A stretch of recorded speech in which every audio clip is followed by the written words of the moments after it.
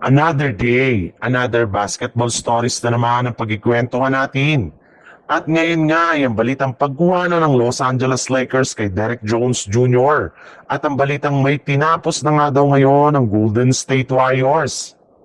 Bagamat man nga nakasabay ang Los Angeles Lakers kahapon sa umpisa ng kanilang laro laban sa Phoenix Suns, at hindi pa rin naman nga ito naging sapat matapos silang matambakan sa second half, hindi nga dito naging sapat ang nagawang performance si LeBron James sa pagtatala niya ng 23 points at si Austin Reeves na kumuha naman ng 17 points.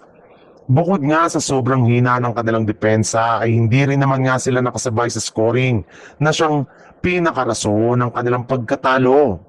Damang-dama nga ng team ang pagkawala ni Luka Doncic sa kanilang lineup at ang pagkakaroon lamang nila ng napakalit na lineup.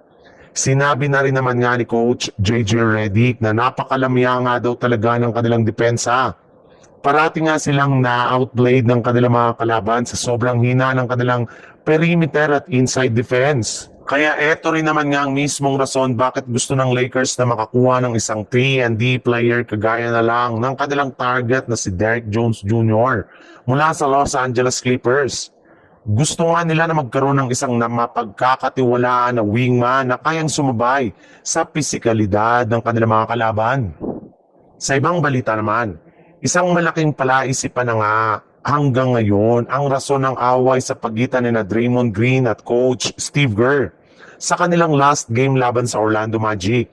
Pero base nga sa ibinulgar na balita ng isang insider, ang tunay nga daw na rason bakit hindi sila nagkasundong dalawa ay dahil sa mga nagawang pagkakamali ni Draymond Green sa kanilang mga nakalipas na laro.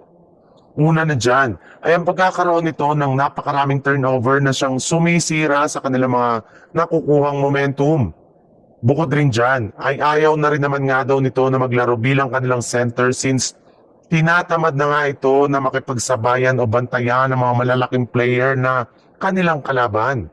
Kaya dahil nga dyan na nagsimula magalit si Coach Steve Kerr at kinukumpronta na ito sa kanilang last game.